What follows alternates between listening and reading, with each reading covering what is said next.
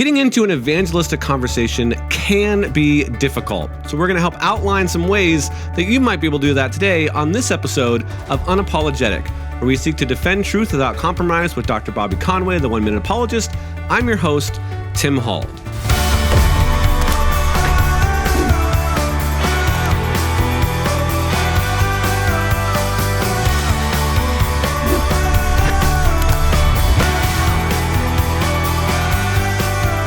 Bobby, we have been going through and focusing on evangelism for several episodes now. We talked about the essential beliefs of Christianity. We've even done some specific beliefs of like how to talk to a Buddhist, how to talk to a Mormon, how to talk to a Jehovah's Witness, how to talk to an atheist. Mm-hmm. We've even talked about how to assess where somebody is at spiritually so that you can evangelize. We talked about 3 mistakes that people make when they're evangelizing. And I'm sure that if anyone has checked out any of those episodes, they might be wondering, well, why is an apologetic show dealing so much with evangelism? So maybe you can help connect those dots for us. What's the difference between evangelism and apologetics?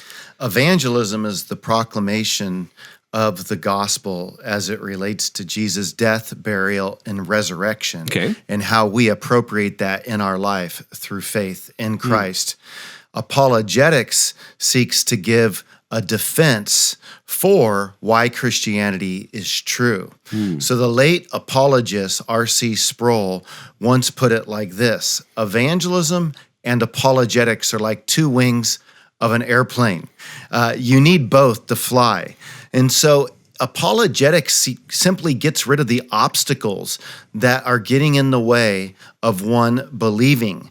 And as we've talked before on the show, some people will argue, well, why do I have to do apologetics since all people need is faith anyway? Well, we need to understand that there are certain obstacles that are preventing people from placing their faith in Christ. And in conversation, if we'll use questions like, what's preventing you from becoming a Christian? Well, when they share those preventions, what we will be armed with is material for conversation. And therefore, we can hopefully, if we're equipped, start removing one obstacle at a time. And that is how evangelism and apologetics can work together. So when you think about Paul the Apostle, it's true that God swept him off his feet in Acts 9 with an encounter of the resurrected Christ. Nevertheless, if Paul tried to impose his experience on everybody else, he would have went about saying there's no need for apologetics. But what do we encounter with Paul? Well, when we see him in Acts 13 in the first missionary journey as they go out, he utilizes apologetics. In chapter 13 and 14, that's the first missionary journey. When we come to Acts 17, where he's on Mars Hill, he utilizes apologetics. So a gifted evangelist will be aware of different approaches depending upon the context that they're trying to reach. So Paul knew that when he's with the Jews, he was able to have a wide open conversation as it related to the Hebrew scriptures because they were very familiar with it. But when you see him on Mars Hill, they're not familiar with the Hebrew scriptures. So he meets them where they are at. And so there are people who think, just preach the word, just get into the Bible. Well, I think Paul gives us a great example of how we are to be wise. So if you're equipped apologetically, you can be literally hosted with a whole plethora of arguments that can help you to be much more engaging and relevant to where people are at. Yeah, I think that's a great distinction and a great way that we can start off the show. And one of the important things is that we are trying to focus on being able to answer some of those questions. And that's why we want to continue to encourage people to do evangelism, because it will also help them in their apologetic endeavor, like you were talking about. So we want to get really practical with the guy that has shared his faith several times. You're sharing your faith with over 100 people a week at one point in your life. And we want to get really intentional about how we can get into these conversations without doing this thing called a Jesus juke. So I'll describe what a Jesus juke is. Do that. There's a blogger, John Acuff, around 2010 kind of coined this phrase called the Jesus juke. And essentially, maybe I'll just give it an example. Like the example that he used was he posted something on Twitter that was someone that was working out. They were doing some bodybuilding, and it was supposed to be funny. It was kind of a joke thing. And somebody in the comments said, "Wow, if only we could be that dedicated to our faith." And he said, "Wow, that is true, but they took something that was supposed to be funny and kind of a joke and tried to juke into something serious, and it kind of fell flat. It was a little bit more, people were mocking that comment more than really being convicted by it. So we can see these in real life conversations as well. And I'm guilty of Jesus juking on several occasions. People are talking about the game, and you jump into the conversation with, well, who ultimately wins the day? It's God. And you're like, oh man, seriously, we're just talking about the game last night. So how do we avoid some of these Jesus jukes? And what would be, some good conversation starters? What do we need to keep in mind maybe as we're going into some evangelistic conversations in different environments? Well, as an early Christian, I would have had a hard time with the statement I'm about to say, but it's true. There's more to life than just evangelism. Right. I have kids. I have a wife that I need to spend time with. I have friendships. I have parents that I spend time with. There's time to read. We have to take a shower. So there is such a thing as just life. And sometimes what happens is we spiritualize everything, and then that becomes our material to make people feel guilty. And I think the church needs to get off of their high soapbox. The reality is we can be witnesses when we're at a grocery store. We can be witnesses when we're at the bank. We can be witnesses on a walk through the neighborhood. People are watching the way that we live. And so I think that we should just recognize that people are living a life. And if people are excited about having a hobby, we shouldn't demonize them for that. Sure, the hobby shouldn't be our ultimate. The Latin phrase summum bonum, the greatest good. God is the greatest good. He's the one that we serve. But who among us has never lost sight of our priorities? All of us have. Yeah. And, we do things sometimes like Jesus juke. We make people feel bad if they want to feel good. So, for example, I was at the gym yesterday and I got asked this question, Bobby, what are your thoughts on marijuana? And I didn't just jump in and criticize the person for asking the question. I recognized something deep inside of all of us. And I said, we all want to feel good, don't we? Yeah. And I said, the key is we just have to make sure that we feel good in the right way. And the Bible gives us some, explanation for sure on the importance of sober living. But I validated that we want to feel good. And I think when people are turning to marijuana, we can often demonize them, but they want to feel good. And what we can do is help them to understand, why is it that you feel you need to escape to that to feel good? What is it about Christ that can maybe help you to feel more content in life? Because in contentment, there's sort of a feeling good that is a sanctified goodness that trumps drunkenness or getting stoned by taking multiple bong hits. No, that's good. That's good. So one of the things that you needed to do in that situation is you needed to have some awareness of kind of where they were at and some affirmation, some empathy, but then you can use that to then continue the conversation in a direction that makes sense. What would be some other things that we could do, or other things that we keep in mind, some other situations perhaps that we can use to direct the conversation towards a spiritual conversation, if you will? I think that asking questions is huge. I don't think people ask a lot of questions because they want people asking them questions. Right. I really think that that's a huge part of the art of effective evangelism. I said this past weekend in my sermon too, the word evangelism can kind of sound archaic, but the reality is everybody does evangelism when it comes to what they believe in. Yeah. Apple's trying to evangelize you to buy the latest iPhone. Audi's trying to evangelize you to buy their new car. Yeah. Any company, and when they have a vision, they teach their people how to reach people with their product. And so we're not trying to reach people with a product, we're trying to reach people with the person of Jesus. And so I think that if we could recognize that every endeavor that has a vision is seeking to help others come to know it. Unfortunately, we don't always recognize how great our vision is. Not only that, one of the major obstacles is the bad reputation that the church often has. So when we start engaging Christ, we don't want to be lumped in to that bad reputation. Nevertheless, I think that if we can ask people questions about their life, about where they grew up, if they're married, do they have kids, what are their fears, what are their worries, just connect with them. And then in time, they're going to turn around and ask us questions about ourselves. And then we can begin to insert what it is that we believe. And then we can ask questions like, are you a Christian? Or have you ever been to the church? Or do you have some struggles with it? Have you been disillusioned by it? And then we can even share. Tim, you've openly talked on this radio show, as have I, about some of our own disillusionment with the local church. Well, what does that do? Well, that makes us much more relevant because we're not the person who is trying to evangelize somebody that doesn't recognize that the church is replete with problems. No, I think that's good. I want to pick up on that point of everyone in a sense is trying to evangelize. Everyone's trying to cast a vision for what they think is good, whether that's a company or a person or whatnot.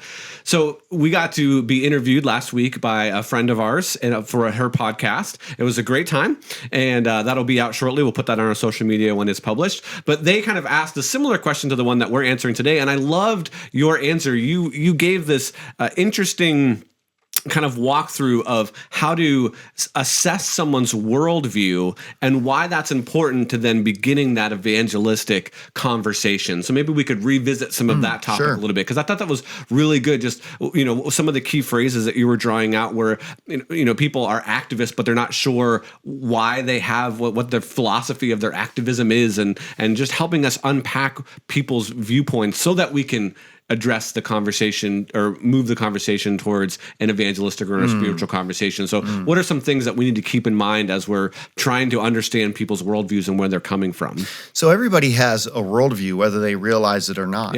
And many people don't understand how that worldview has been shaped in their life. Our worldviews are shaped through the reading that we do, through our life experiences, through our upbringing, through the church or particular religious affiliation that we are connected to. And so I think that when we're doing evangelism, we want to understand, how is it that this person views the world? How do they view it? And so we tend to have an idea or some thoughts, or we might even be agnostic about how is it that we got here? What do we believe the purpose of life is? What do we think about God? What do we think about when death happens? Do we go to heaven? Is there such a place as hell? Has God made himself known? And so when we start asking questions, what we're trying to do is piece together their worldview. And then we're looking to find where their worldview lacks coherence. And if we can show them that their worldview lacks coherence, we can put a pebble in their shoe, to use the phrase of Greg Koukl. And so we can help them to understand that having doubts about their worldview is a good thing. Like when I doubt, it's because my worldview is not in coherence. And the way to fix that is to make sure I get it to cohere again. And sometimes it's not coherent because I have a faulty belief. Sometimes it's not coherent because my emotions are trumping what I know to be true. And maybe my feelings want it to be true more than what the truth is. So I think that can be a problem. But yes, by depicting by trying to understand what a person's worldview is, then we can engage them. And this helps us to get the conversation off from the right start. If you're talking to a Muslim, there's no need bringing up arguments for the existence of God. You utilize those for the atheist. If you're talking to an agnostic who's not sure whether or not God exists, well, you can at least make this claim. There's one thing that you're not agnostic about, that there is an explanation for how we got here. You're just not sure what the explanation is. So then I would say, wouldn't you rather give your life to the best explanation instead of just throwing your hands up and not giving your life to anything? And so you want in evangelism to help people to understand the consequences for holding to their worldview. And so when we're engaging with people, if we can help them to understand that this worldview is costing them, and we help them to understand the price tag to keep that, and if we can show them that Christianity offers the most coherent, livable worldview that is the most fulfilling life vision, then maybe we can begin to eliminate some of the obstacles that are getting in the way of them placing their faith in the gospel. Excellent, excellent. I'm gonna put you on the spot a little bit here. What are your thoughts on like evangelistic tools, like tracts or surveys? Like, how would you guide somebody in that, whether they should use them or not? How effective have you seen them in the past? What should we keep in mind if we're going to use some of those tools?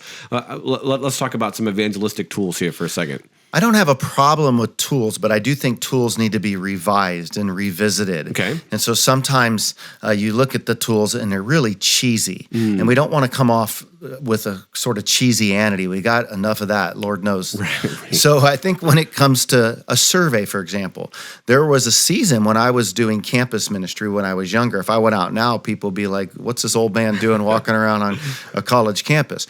But when I was younger, I created a survey that asked questions. And I found that that was really helpful because it wasn't threatening. So before I created the survey, I just walk up cold turkey and ask people if I could chat with them. But once I created the survey, I could walk up and say, hey, Tim, how you doing? I'm out conducting a survey. I'm trying to get 100 of these done this week. And I just was wondering if you would participate. There's no, fear and how to answer. I'm not here to beat you up. And then I would come up with like 5 questions. Do you think that God exists? What do you think about the person of Jesus? Do you have a relationship with him?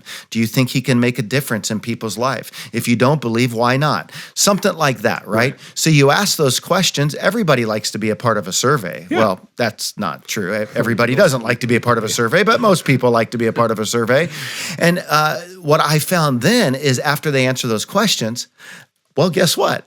I can begin to engage because I just found out their worldview. Right. I found out their worldview in about 5 questions. So I think surveys do have a place. I think that we need to let people know that we're not there to beat them up. Some people get so passionate. They just ridicule people, and they really don't help our witness for the church. I think that tracts can serve a place. For example, if you're meeting somebody and you don't have a lot of time to chat, you could give them one. Joe Gibbs, the wonderful coach. He's one of the most well-known coaches of all time, Hall of Fame coach. He used to go to a church that I pastored. But for a long time, I kept bumping into him at Starbucks and different places. And every time I bump into him, he'd hand me a tract. And it was creative because it was his face on the front, and it was kind of his story, and he kind of led it to Jesus. And eventually I was like, Coach, I'm stacking these up, bro. I didn't call him bro, but I said, I've got a lot of these tracts. So that became this big joke once he became part of the church and I was his pastor. Yeah. But I just want to say there is a place for this stuff. If you're going to make a tract, though, make it presentable. Make it look good. Use good language. Avoid Christianese. If you're going to use a survey, there's a place for that. When it comes to methodologies, there's lots of different methodologies, but we must remember that there's lots of different methodologies. Not one of them is something you're going to find in the Bible. So I think different tools can help us. In the same way with apologetics, we talk about, are you a presuppositionalist or a classical apologist, or an evidentialist, these different types, or a combinationalist. I think that you can look at those, and there's different approaches that can help you given where you are. That's excellent. So we're going to talk real quickly. You and I had talked before about this event that we did where we had some guys over my house and we kind of just had a spiritual conversation. I love that method of evangelizing. So, essentially, we're looking for people that have connections, relationships with other folks. We're inviting them into a circle where it's kind of known that we're going to maybe have a spiritual conversation. We're going to get to know each other on a little bit of a deeper level. And I thought, the times that I've done that, they've been really fruitful because people aren't blindsided in that sense. They're not Jesus juked at all. They're saying, okay, I know that I'm coming into this conversation. I know that we're probably going to talk about some, big metaphysical topics, some topics about reality, some topics about religion or whatnot. How do we need to think about maybe setting those up, or what place do they have in our evangelism tool belt, if you will? I remember listening to Lee Strobel give a good example of how we can begin discipling people. He said, if you live in a neighborhood, like we all want to turn our strangerhoods into our neighborhoods, as I like to say, what can we do? Well, invite people over. I remember one time on a Thursday night, or on a Thursday, I passed out invitations for a coffee and dessert at our house on a Sunday night. I had 24 people from our neighborhood show up for coffee and dessert. Yeah. I wish I would have done more of that. As a pastor, I got busy. But what Strobel suggested is this. What if you were to invite people from your neighborhood, and they come out and you just have coffee, dessert, you fellowship with them, and you just pull them together, get people to introduce themselves, and then you could say something like, you know what, next week I'm going to start a discussion group. And I was just wondering if you would be interested in participating. And the way this is going to go is the title of it's going to be something like this. If you could ask God one question, what would it be? So he went around the room, and one person was like, well, why did, God allow my husband to die? Oh, this person wants to know about the problem of suffering and evil. Yeah. The other person was like, I don't understand how God could let people that have never heard the gospel not spend eternity with him. Oh, you're wondering about the fate of those who've never heard. I'm struggling with the Bible, and is it reliable? And so basically, after you hear their questions and you say, great, well, next week we'll start with your question, Tim. And so they have some buy-in because their question's going to get answered, and it's organic. And I think that that's a great way for us just to connect with people and start discipling our neighbors. That's excellent. I want to end with kind of what has been, at least the last maybe 15 or 20 years, the primary way that people evangelize is they invite them to church on the weekend. Yep. How should we think about a mere invitation to attend a weekend service in our evangelistic tool belt? I do think it's important that we continue to invite people to church. But I don't think that inviting people to church gets us off the evangelistic hook. Right, I think we still have a responsibility to be working with people. The reason we invite people to church is because we want them to have a church, a community, a place where they can serve, a place where they can have fellowship, a place where they can hear the gospel and be discipled and go out and be missional. But we still have to equip the church to do the work of ministry. That's the Ephesians 4 model, and that's the call of pastors, to equip the saints for the work of ministry. Yeah. So I do think when we put an emphasis on inviting people to church, that's a good thing. And I think we need to do even more of that. But I think we have to even put a greater emphasis on helping our people in our congregations to recognize their role in the Great Commission and helping them to be aware when they're in conversations, to have a heightened awareness of how can I turn this conversation into a spiritual conversation? How can I be open to opportunities? I'm not sure many Christians are waking up and they're thinking about opportunities to share Jesus. I think that when we think about it, it scares us.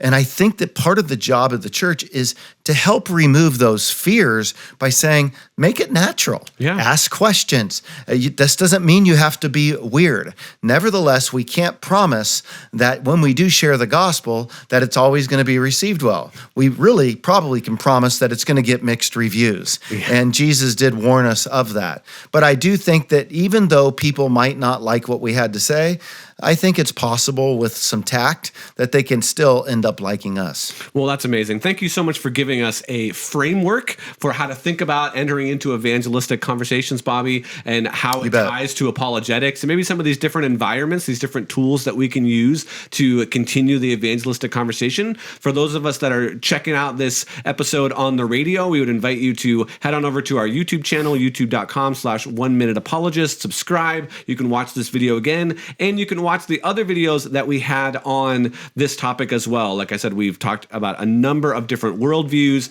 the Christian beliefs specifically, and some mistakes to avoid when evangelizing, and then how to assess when to share the gospel are all really valuable episodes of the Unapologetic show that would help you in your endeavor of evangelism. Thank you again, Bobby, so much. You bet. And we'll meet you again next time on the Unapologetic show.